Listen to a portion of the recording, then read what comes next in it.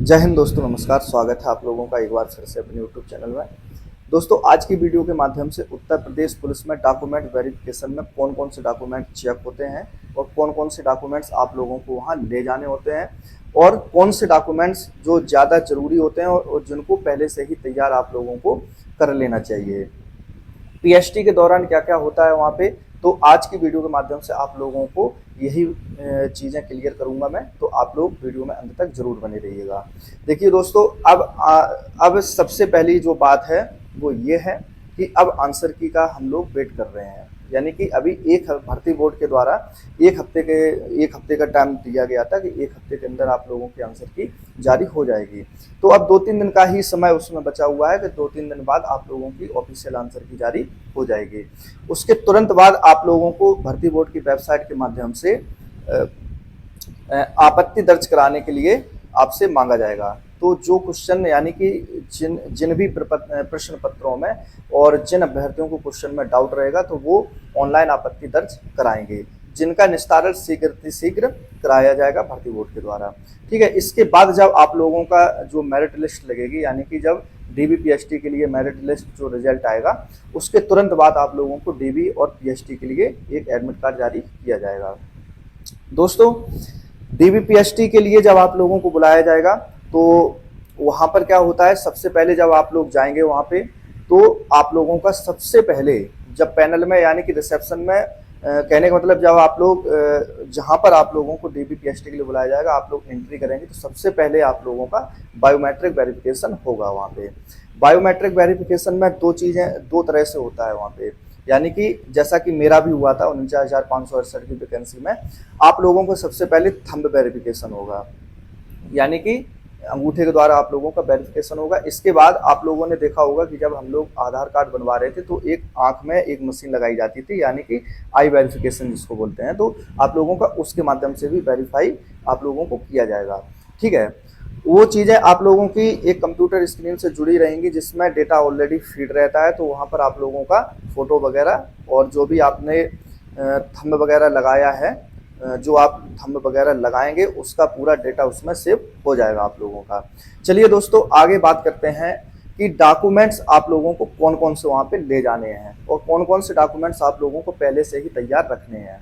चलिए दोस्तों, डॉक्यूमेंट्स की अगर बात की जाए तो सबसे पहले जो डॉक्यूमेंट्स है वो है आप लोगों का जो दो इम्पोर्टेंट हैं, वो ये है कि आपको डीबी और पीएचडी का जो एडमिट कार्ड है उसको आपको रख लेना है, और दूसरा डॉक्यूमेंट जो है आप लोगों का वो उत्तर प्रदेश पुलिस का जब आप लोगों ने फॉर्म अप्लाई किया होगा तो आप लोगों को उसका प्रिंट आउट मिला होगा, यानी कि हार्ड कॉपी। अगर किसी स्टूडेंट के पास वो हार्ड कॉपी नहीं है तो आपने जो ईमेल आईडी डाली है तो उस ईमेल आईडी पे आप लोगों का एक मैसेज आया होगा, उसके माध्यम से आप लोग अपनी उत्तर प्रदेश पुलिस का जो रजिस्ट्रेशन नंबर होता है वहाँ उस ईमेल आईडी पे आप लोगों का जो क्या बोलते हैं जो हार्ड कॉपी है उसकी वो डाउनलोड हो जाएगी, आप लोग वहाँ से डाउनलोड कर सकते हैं। ठीक। फॉर्म भरते समय इंटर की एलिजिबिलिटी शो की है तो उसकी मार्कशीट आपको ले जानी है और हाई स्कूल की मार्कशीट आपको ले जानी है। जाति प्रमाण पत्र ओबीसी एससी एसटी और ईडब्ल्यूएस कैंडिडेट के लिए। ठीक है। हो सके तो इस जाति प्रमाण पत्र को आप लोग नया बनवा लेना। ठीक है। निवास प्रमाण पत्र आप लोगों को ले जाना है। अगर आप लोगों ने फॉर्म भरते समय ग्रेजुएशन दिखाया है अपना तो आप लोगों को ग्रेजुएशन की मार्कशीट ले जानी है। आईडी के लिए आपको आधार कार्ड ले जाना है, और दो चीज़ें आपको मैं पहले बता ही चुका हूं कि डीबी पीएचडी एडमिट कार्ड और यूपीपी, यानी कि जब आपने फॉर्म भरा होगा तो उसका जो प्रिंट आउट है उसको आप लोगों को ले जाना है, ये वहाँ पे मांगा जाता है। ठीक है। जब आप लोगों का डीबी पीएचडी का एडमिट कार्ड जारी होगा तो उसके साथ एक एफिडेविट आएगा, इस चीज को जरा सुन लेना। उसमें प्रपत्र के साथ एक एफिडेविट आएगा, उसको आप लोग अपनी तहसील से उस पर 10 रुपए के या फिर 100 रुपए के स्टाम्प से आप लोग बनवा लेना। ये उसमें आप लोगों को बता दिया जाएगा कि आपको 10 का स्टाम्प लगाना है कि 100 का स्टाम्प लगाना है। उसमें आपकी कुछ डिटेल भरी जाती है और कुछ भर्ती से संबंधित कुछ बिंदु लिखे जाते हैं। तो ये जब आप लोग तहसील पे बनवाने जाएंगे तो वहाँ पे जो बैठे रहते हैं टाइप राइटर लोग जो होते हैं और जो वकील लोग होते हैं वो आप लोगों का ये बना देंगे। ठीक है। अगर आप लोगों से कुछ फॉर्म भरते समय कुछ गलतियां हुई हैं, यानी कि किसी के नाम में गलती हो जाती है, किसी के सिग्नेचर वगैरह में गलती हो जाती है, तो डीबी पीएचडी के एडमिट कार्ड के साथ ही आप लोगों का एक करेक्शन एफिडेविट आता है। ठीक है। तो उसको आप लोग जब DBPST में जाएंगे तो वहाँ पर आप लोगों से वो डिटेल भरवा ली जाएगी कि मुझसे इस कॉलम में इस जगह पे गलती हुई थी फॉर्म भरते समय, तो वो करेक्शन एफिडेविट में आप लोगों को भरवा लिया जाएगा। तो कोशिश करना आप लोग जाति प्रमाण पत्र लगाएंगे, यानी कि जो OBC SC ST और EWS कैंडिडेट हैं, तो वो लोग अपना जाति प्रमाण पत्र नया जरूर बनवा लेना, ठीक है।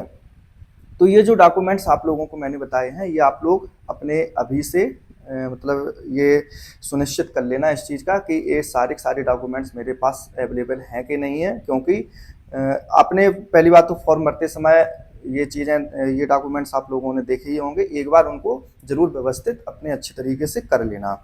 और जब आप लोग डॉक्यूमेंट्स वेरिफिकेशन के लिए जब एडमिट कार्ड आप लोगों को आएगा, जब बुलाया जाएगा, तो जितने भी डॉक्यूमेंट्स मैंने बताए हैं इन सबका आपको 2 सेट फोटोकॉपी करवा लेनी है पहले से ही, ठीक है। और आप लोगों को पासपोर्ट साइज की फ़ोटो भी अपनी लगभग 10 फोटो जरूर बनवा लेना, ठीक है। तो ये डॉक्यूमेंट्स की जो प्रक्रिया है, ये आप लोगों को जब रिजल्ट आपका आ जाएगा, इसके बाद आप लोगों को DB और PST के लिए बुलाया जाएगा, ठीक है। डॉक्यूमेंट वेरिफिकेशन के लिए जब सबसे पहले आप लोग एंट्री करेंगे, तो मैंने बताया कि सबसे पहले आपका बायोमेट्रिक वेरिफिकेशन होगा। वहाँ पर सभी स्पेशलिस्ट लोग बैठे होते हैं, उसमें कुछ राजस्व के अधिकारी भी होते हैं, यानी कि तहसीलदार लोग भी होते हैं। वो लोग आप लोगों का जो आप लोग जाति प्रमाण पत्र बनवा के ले जाएंगे, निवास प्रमाण पत्र बनवा के ले जाएंगे, वो उन लोगों के द्वारा आपका चेक किया जाता है कि ये सही है कि नहीं है, ठीक है। कुछ पुलिस विभाग के वहाँ पे लोग होते हैं जो कंप्यूटर स्पेशलिस्ट होते हैं, वो आप लोगों का थंब वगैरह और जो आई वेरिफिकेशन होता है, उन सब चीज़ों को करने के बाद आपके जो बाकी के डॉक्यूमेंट्स हैं और जो मतलब भरने वगैरह की जो प्रक्रिया होती है, वहाँ पे कुछ आपको फॉर्म भी मिलेंगे, उनको भी आपको फिल करना होगा। तो ये सब वो लोग आपका कंप्लीट करवा लेते हैं।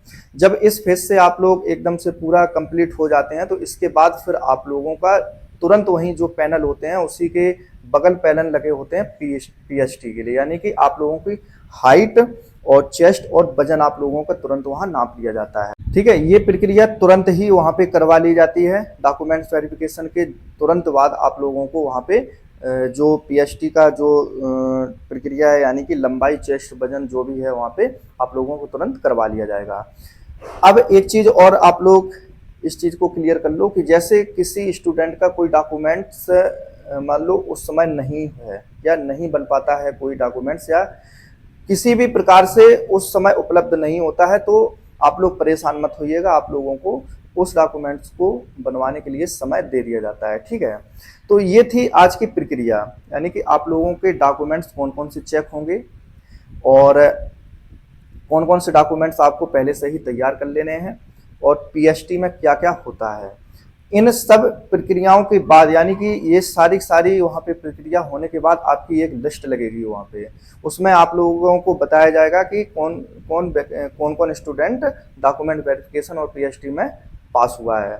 वैसे 95% वहाँ पे सभी पास ही होते हैं। इसके बाद आप लोगों को वहाँ से छुट्टी कर दी जाएगी और फिर बताया जाएगा कि अब आप लोगों की रनिंग कब और कहाँ होनी है, उसके लिए भी एक एडमिट कार्ड आप लोगों को जारी होगा, ठीक है। लोगों को रनिंग के लिए बुलाया जाएगा। फिर जब रनिंग के लिए आप लोगों को बुलाया जाएगा, तो आप लोग इस चीज़ को जान ही रहे होंगे कि रनिंग की तैयारी जो है वो हमें अभी से स्टार्ट कर देनी चाहिए, ठीक है, क्योंकि ज़्यादा फिर समय नहीं दिया जाता है। लगभग 1 हफ्ते के अंदर या 15 दिन के अंदर आप लोगों के रनिंग के एडमिट कार्ड आने लगते हैं।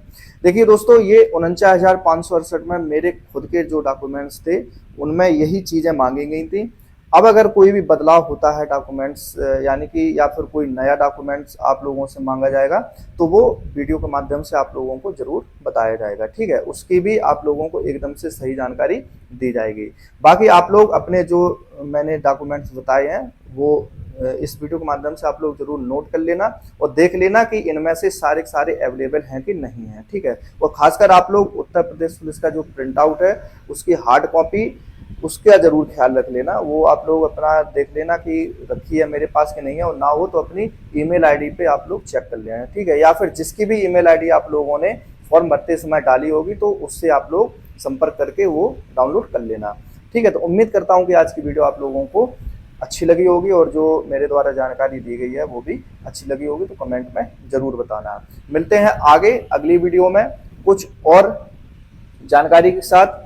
एक मैं मेडिकल पे भी वीडियो लेके आऊँगा और अच्छे से उसमें आप लोगों को समझाऊँगा, ठीक है? कि मेडिकल में आप लोगों के कौन-कौन से उस समय भी डॉक्यूमेंट्स लगते हैं और क्या-क्या मेडिकल की प्रक्रिया होती है।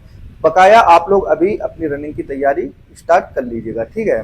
क्योंकि समय सिर्फ 6 महीने का ही आप लोगों के पास, इससे अच्छा है कि आप लोग जब आपका डीबीपीएसटी हो और रिजल्ट जब जारी हो, तब तक आप लोग एक अच्छे से अच्छी अपनी दौड़ की जो तैयारी है वो कर सकें, ठीक है? क्योंकि मैं फिर से आप लोगों को बता दूं कि ये भी एक मेन फेस होता है। चलिए मिलते हैं अगली वीडियो में, तब तक के लिए आप लोग अपना ख्याल रखिएगा और वीडियो को लाइक, कमेंट, शेयर ज़रूर करना, ठीक है? जय हिंद।